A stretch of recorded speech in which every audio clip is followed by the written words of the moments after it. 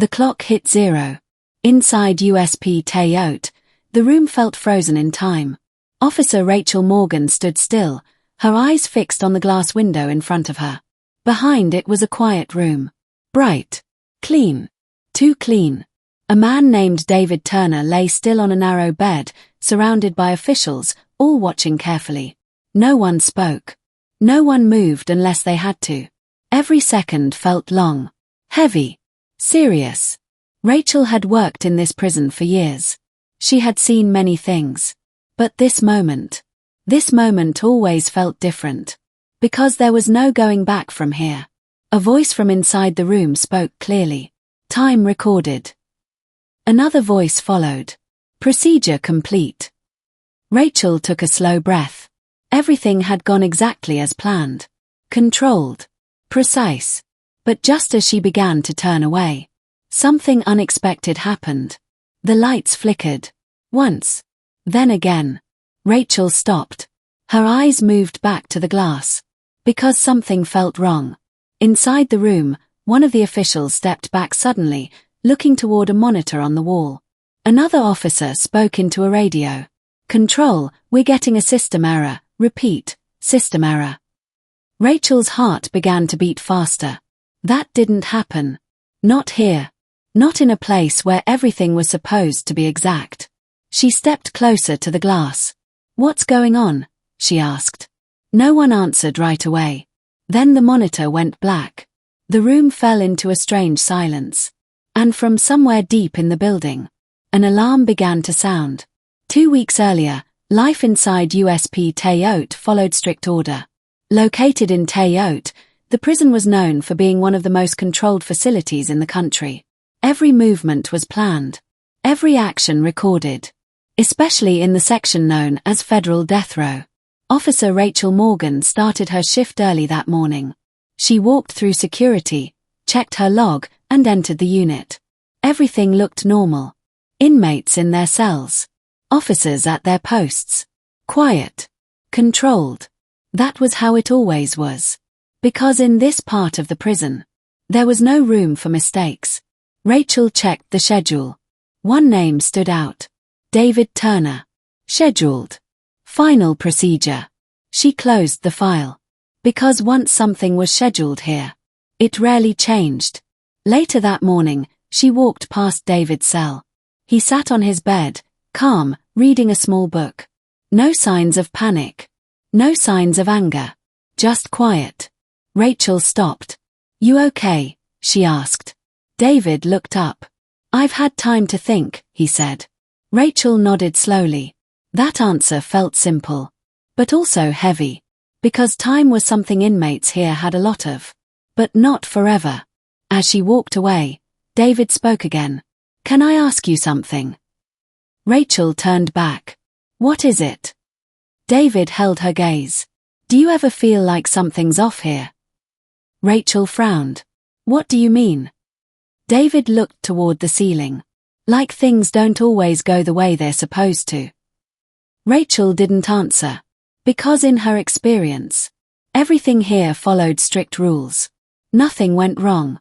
That was the point. Still, the question stayed with her. Over the next few days, small things began to happen. Nothing big. Nothing obvious. But enough to notice. A door in the unit didn't lock right away. Only for a second. Then it worked fine. A camera feed flickered during routine checks. Just briefly. Then it returned. And once, Rachel heard a strange noise through the wall. A low hum. Like something electrical. But when she reported it, maintenance said everything was fine. Normal system noise, they told her. Rachel nodded. But she wrote it down anyway. Because patterns mattered. One evening, she spoke with another officer, James Carter. You ever feel like something's different lately? Rachel asked. James shrugged. Different how? Small things, Rachel said. Timing. Systems. James thought for a moment. Old equipment, he said. Happens sometimes. Rachel wasn't fully convinced. Because this wasn't just any part of the prison. This was Federal Death Row. Everything here was checked. Double-checked. Then checked again. Nothing was supposed to fail.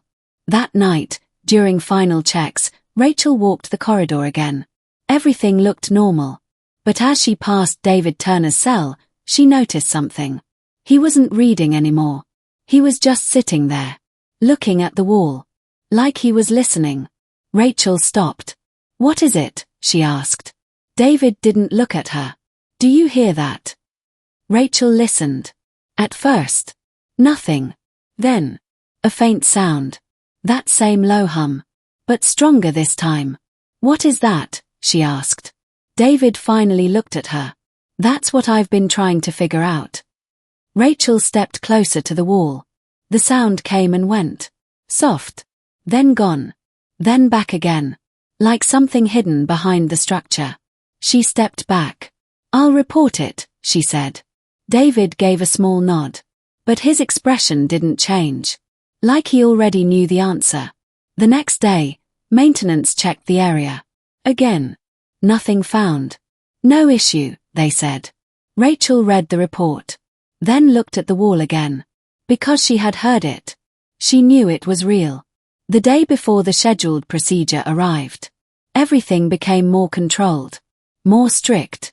More careful. Extra checks. Extra staff. Everything prepared. Rachel reviewed the system logs. Everything showed normal. No errors. No faults. But she still felt uneasy.